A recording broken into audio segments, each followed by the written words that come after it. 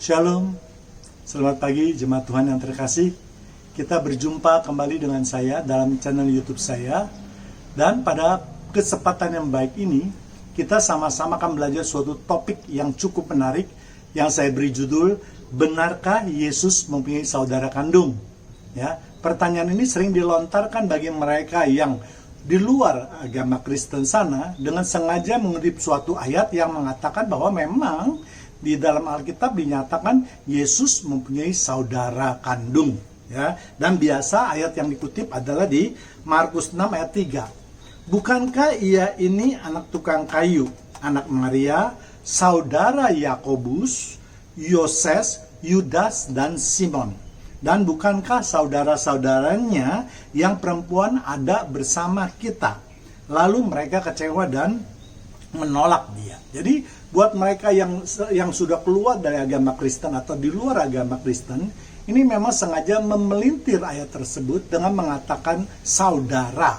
Ya, padahal kita tahu bahwa yang dimaksud dengan saudara tentu berbeda dengan saudara kandung. Ya, saudara itu bisa saja misalnya sepupu, keponakan dan seterusnya. Ya, sedangkan yang dimaksud dengan saudara kandung adalah saudara yang mempunyai aliran darah dari ayah dan ibu yang sama. Namun demikian mereka memang sengaja tidak mau menerima penjelasan yang kita lontarkan dengan sangat simple sebenarnya, sangat sederhana sebenarnya.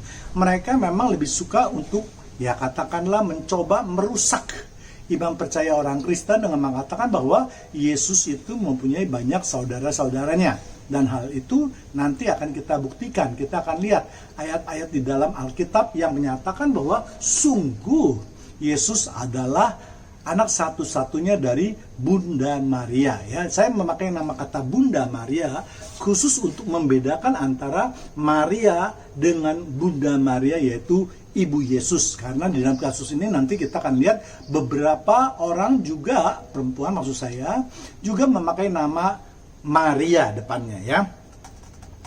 Baik, kita lihat apakah benar Bunda Maria itu mempunyai anak yang saudara, anak yang lain yang disebut tadi dengan Yakobus, Yoses atau Yusuf, Yudas dan Simon, ya. Jadi untuk orang Kristen sebenarnya saya rasa mulai dari sekolah minggu, ya, anak sekolah minggu sampai paling yang sudah dewasa, tentu dapat menerima ayat tadi yang saya bacakan dengan sangat sederhana. Pengertiannya pun jelas dan tegas. Dinyatakan bahwa saudara, bukan saudara kandung, ya. Namun demikian, baiklah kita akan coba mendalami siapa keempat orang yang tadi disebut yang di Markus 6 ayat 3 itu, yaitu Yakobus, Yoses, Yudas dan Simon. Mari kita lihat pertama, yaitu Yakobus. Kita mengenal dua murid daripada Yesus yang bernama Yakobus, yaitu Yakobus anak Zebedeus dan Yakobus anak Alfeus. Ya, kita lihat di Markus 3 ayat 17 sampai 18.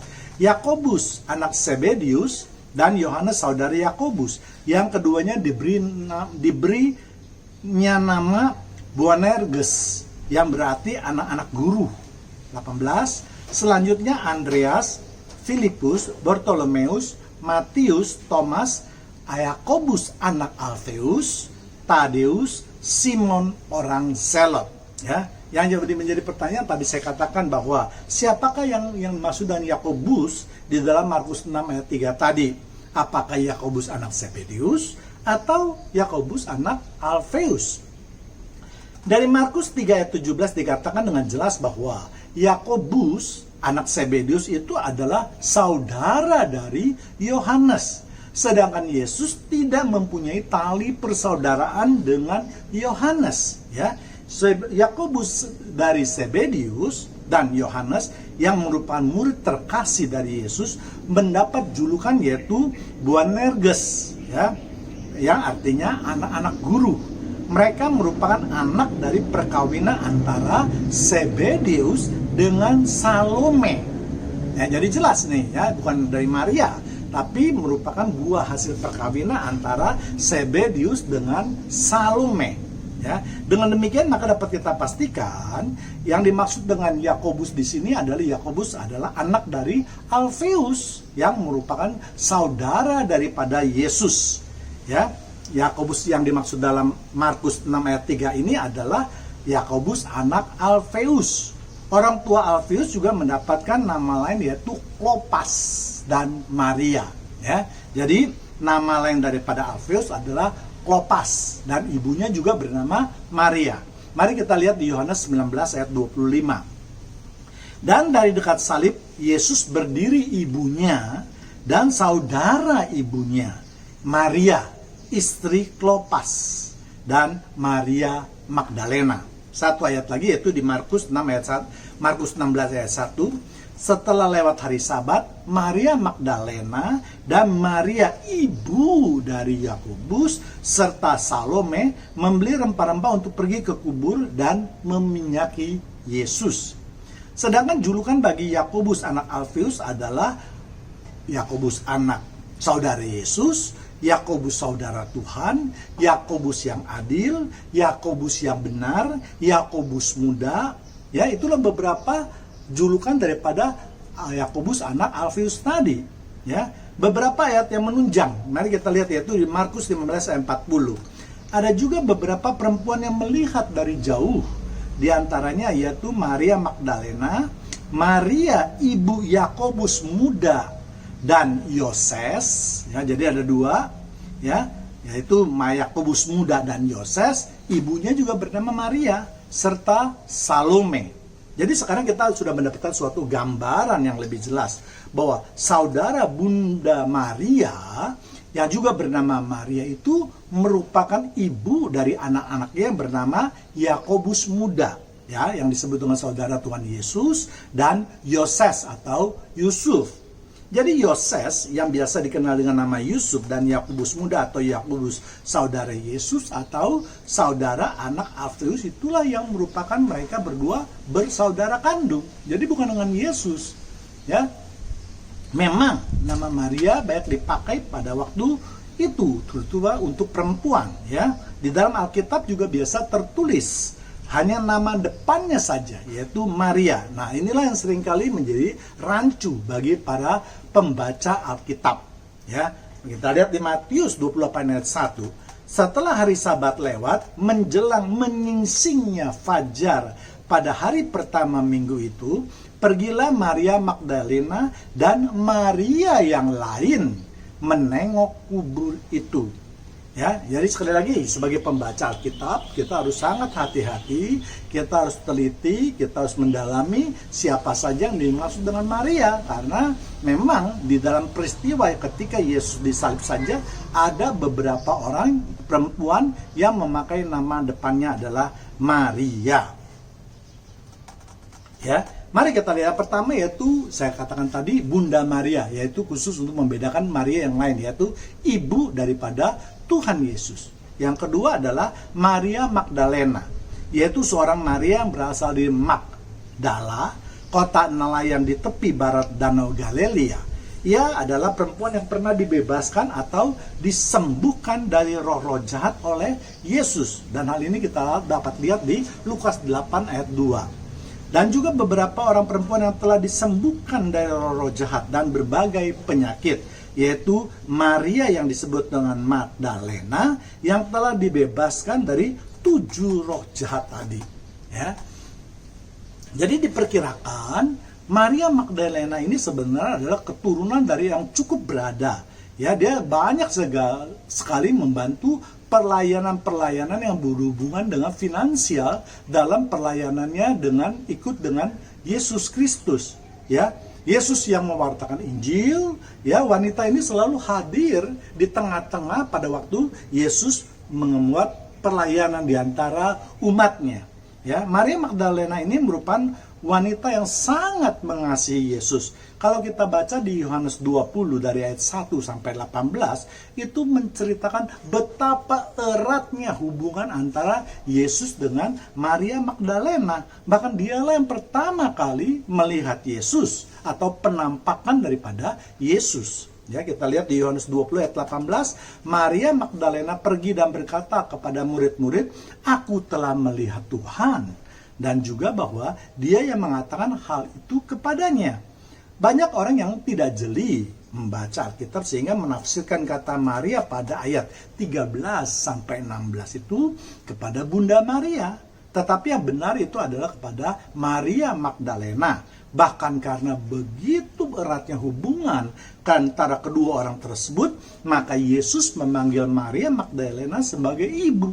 Dan Maria Magdalena memanggil Yesus sebagai Rabuni, yang berarti guru. Juga seringkali Maria Magdalena dihubungkan dengan perempuan yang juga bernama Maria yang berdosa, yang mengurapi Yesus dengan minyak dari buli-bulinya. Yaitu kita lihat di Lukas 7 ayat 37 dan 38. Di kota itu ada seorang perempuan yang dikenal sebagai seorang berdosa.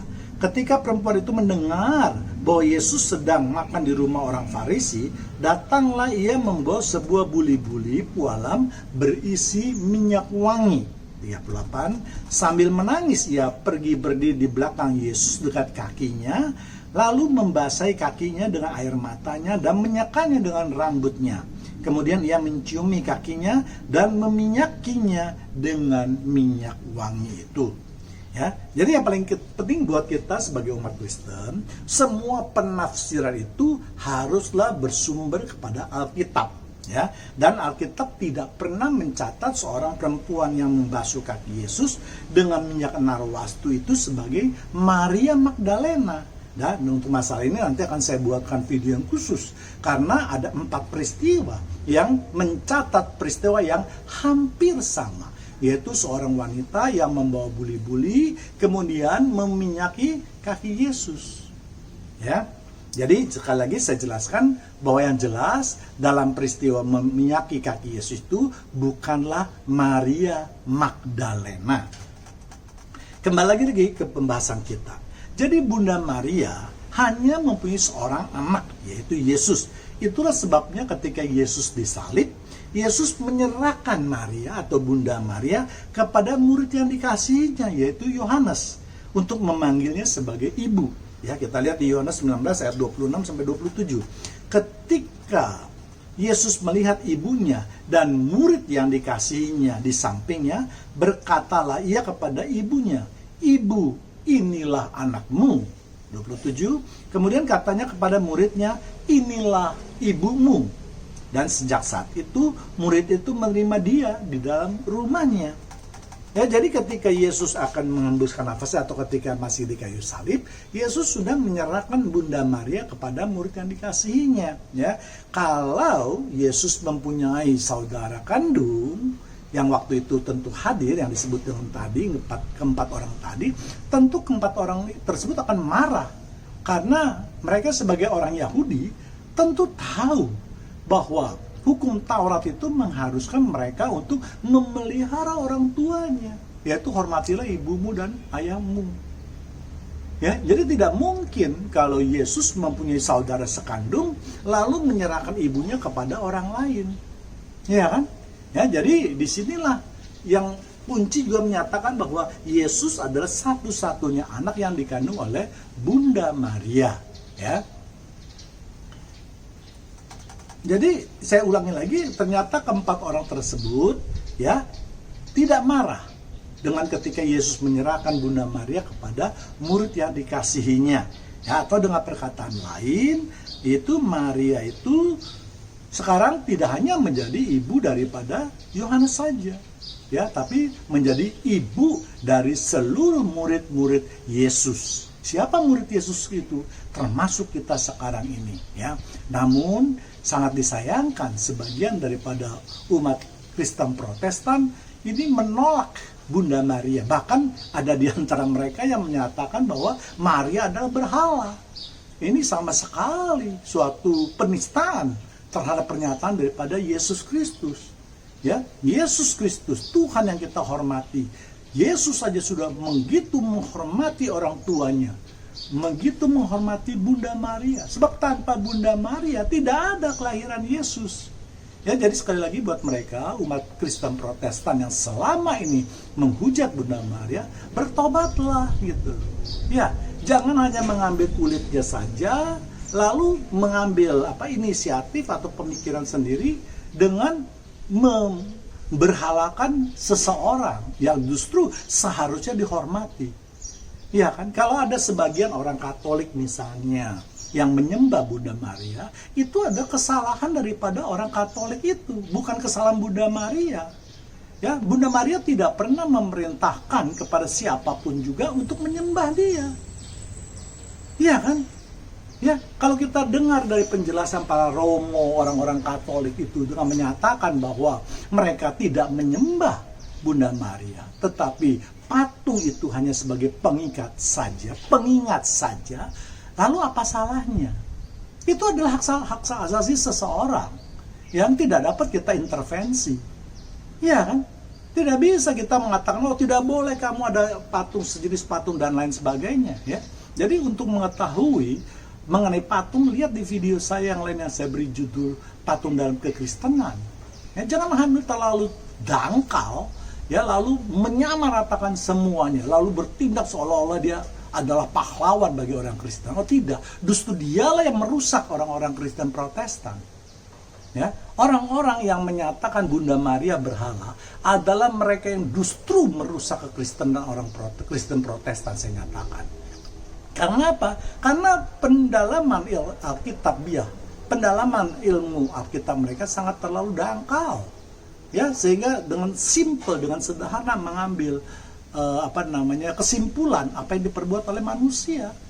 Ya, sama seperti misalnya kalau ada orang Kristen Protestan lalu dia menyembah patung Yesus misalnya. Lalu apakah Yesus yang disalahkan? Ya. Jadi mari, ya, memang kalau sekarang di medsos itu banyak sekali umat Kristen yang bersifat pengecut. Ya, karena mereka merasa bahwa kalau di medsos mereka bisa berkomentar seenak perut mereka sendiri tanpa ketahuan identitasnya.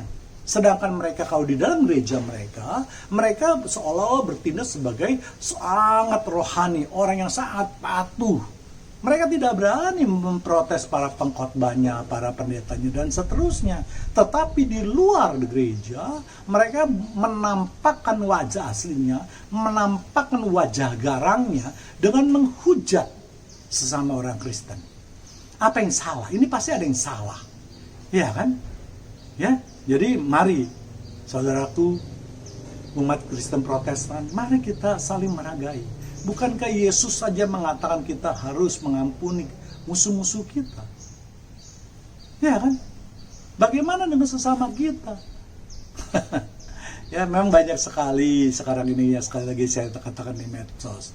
Saya pun khotbah-khotbah yang saya upload di sosial media, di grup-grup rohani terutama, seringkali mendapatkan cercaan, hinaan, ya. Saya tidak mengerti gitu loh, apa yang ada di dalam otak mereka itu. Apa salahnya seseorang memberitakan firman Tuhan? Bukankah itu amanat agung yang dinyatakan atau diharuskan oleh Tuhan Yesus? Ya, bagi mereka itu garang sekali kalau memprotes, ya kan? Saya tidak tahu apakah mereka benar-benar menguasai Alkitab atau hanya sebagai copy paste saja. Tapi saya rasa dan saya yakini mereka hanya sebagai copy paste saja. Karena orang yang mendalami Alkitab, mereka tidak akan gegabah menghujat, menghina pembawa firman Tuhan. Ya kan? Kalau disuruh untuk membuat suatu video dengan durasi 30 menit atau 60 menit, mereka yang mengatakan, oh saya tidak bisa Pak. Loh, langsung jadi bagaimana maunya kamu? Orang membawa beritakan firman Tuhan, orang ingin memberkati umat yang lainnya, kamu protes, kamu hina, kamu cerca, kamu bully. Sedangkan kamu, kalau diminta, kalau merasa memang dirimu pintar, merasa dirimu memang dipakai oleh Tuhan, memang mempunyai pengetahuan yang baik, buatlah video untuk memberkati umat Kristen juga. Ya, jadi jangan kita selalu mencari sisi negatif. Belum tentu, ya, umur yang tua pun seringkali saya lihat di dalam profil-profil mereka, itu mereka memang juga begitu, ya. Bukannya mereka menenteramkan, mengademkan, ya kan? Tapi justru mereka jadi juga pemicu, ya, mengatakan wah ya tidak boleh ini, tidak boleh itu, ya. Padahal buat kita, ya kalau kamu sudah merasa pandai, sudah merasa hebat, sudah merasa mengerti firman Tuhan, tinggal skip saja, tidak usah didengar. Toh juga tidak ada yang memaksa kan? Ya kan, tapi dengan kamu memberi komentar yang negatif, menghujat, menghina pembawa firman Tuhan, nah inilah yang menjadi pokok persoalannya.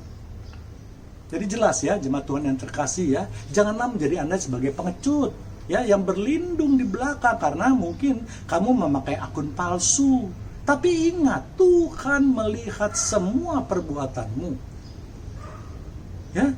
Nah, itu yang ingin saya sampaikan, karena terus terang saya merasa gemas sekali melihat beberapa umat Kristen yang sama sekali tidak menghargai pembawa firman Tuhan. Ya, saya tidak ingin diangkat atau dipuji-puji, tapi berikanlah porsi yang tepat buat pembawa firman Tuhan. Dan yang terpenting yang saya katakan tadi, kalau Anda sudah merasa hebat, sudah merasa pintar, skip saja. Ya kan, saya ingin juga bertanya pada Anda yang selalu ini memberikan komentar-komentar yang negatif. Apakah Anda juga memberikan komentar yang negatif pada semua video yang ada di YouTube misalnya? Kan tidak. Ya kan? Kalau Anda benar-benar seorang gentleman, seorang yang berani, proteslah kepada pendetamu ketika ada di dalam gerejamu. Saya ingin melihat apa reaksi daripada pendeta atau gembalamu. Saya pikir ya, dua pilihan. Kalau Anda tidak mau nurut, ya Anda pasti diusir dari gereja tersebut. Nah, kalau Anda diusir dari gereja tersebut, tentu ada sesuatu yang salah, bukan? Ya, jadi janganlah berlindung dalam hal-hal seperti itu. Ya, apalagi kita menyatakan diri sebagai orang Kristen yang kalau menulis di dalam sosial media itu sangat rohani gitu ya, seakan-akan wah dia udah merupakan pelaksana firman Tuhan yang paling hebat. Tapi segala tulisannya yang dilalui melalui jempolnya itu hujatan semua. Ya, kembali lagi. Ya, jadi perkataan inilah ibumu dari Yesus itu ada suatu perintah. Ya, sama seperti perintah-perintah lainnya, sama seperti perintah Yesus kepada Petrus, Simon Petrus. Ya, apakah engkau bersedia mengembalakan domba-dombaku? Sama. Ya, ataupun dengan amanat agung yang seperti yang sudah sekarang saya lakukan, yaitu pemberitaan firman Tuhan. Jadi sekali lagi untuk umat Kristen Protestan, ya, kalau kalian tidak menghormati Bunda Maria sebagai ibu kalian, itu saja sudah dosa. Karena kamu sudah melawan firman Tuhan, ucapan langsung daripada Yesus. Apalagi kamu menyatakan Bunda Maria sebagai berhala. Ya, jelas. Bunda Maria bukanlah berhala. Saya berani pastikan itu. Ya. Mengapa? Karena penampakan Bunda Maria itu sering kali terjadi, bahkan yang paling sering terjadi di dunia ini. Ya, dan orang-orang kudus yang bisa menampakkan diri itu hanyalah orang-orang pilihan saja, pilihan Allah saja. Ya, kita lihat nanti beberapa orang yang yang bisa menampakkan dirinya. Ya, tidak banyak, ya. Yesus memang sering juga dikatakan menampakkan dirinya bagi mereka yang baru mau menerima Yesus, ya. Tetapi yang lain-lainnya seperti misalnya Musa, Elia, itu jarang sekali sekarang menampakkan diri. Satu-satunya yang pernah mereka tampakkan adalah ketika di bukit bersama dengan Yesus. Ya, tapi Bunda Maria, setiap tempat di mana yang disebut dengan gua Bunda Maria, di sana terdapat penampakan daripada Bunda Maria. Ya, seseorang itu bisa menampakkan diri pasti kudus, apalagi Bunda Maria yang pernah mengandung Yesus. Siapa Yesus itu? Adalah dari Roh Kudus. Ya, sesuatu yang berasal dari Roh Kudus, dari Roh Allah, pastilah kudus. Ya, dapat kita lihat misalnya itu ketika Musa di Gunung Horeb, ya, Tuhan Allah mengatakan kamu harus melepaskan kasutmu karena tempat di mana engkau pijak itu adalah kudus. Atau misalnya kita lihat di Bait Suci, ada tempat ruang Maha Kudus, di mana tidak setiap orang boleh masuk atau mendekati ruang Maha Kudus tersebut. Hanya orang-orang pilihan dengan kondisi yang tertentu yang sudah disucikan, baru mereka boleh masuk ke dalam ruang Maha Kudus. Ya, jadi jelas, kalau ada yang mengatakan Bunda Maria itu adalah berhala, jelas mereka lah yang menjadi penyesat. Bagaimana mungkin seorang ibu yang melahirkan Tuhan yang kita sembah itu disebut berhala? Coba otak kalian tuh sampai di mana? Saya tidak habis berpikir itu. Ya, saya tidak sedang membela orang-orang Katolik, ya, tapi saya ingin meluruskan firman Tuhan. Ya, tanpa beban saya menyatakan, saya sendiri orang Kristen Protestan. Ya, tetapi saya ingin supaya firman Tuhan itu dapat ditegakkan atau diluruskan dan tidak terjadi penyimpangan, terutama oleh mereka yang justru saya nyatakan sesat. Karena mereka menyatakan Bunda Maria itu adalah berhala. Bagaimana kamu bisa menyatakan berhala? Tuhanmu, Yesus Kristus itu menyatakan inilah ibumu. Apa artinya yang tadi saya katakan? Ibumu itu artinya itu harus dihormati. Ingat hukum Taurat. Ya, jadi cukup jelas saya rasa sampai di sini ya. Jadi mari kita lihat yang lain.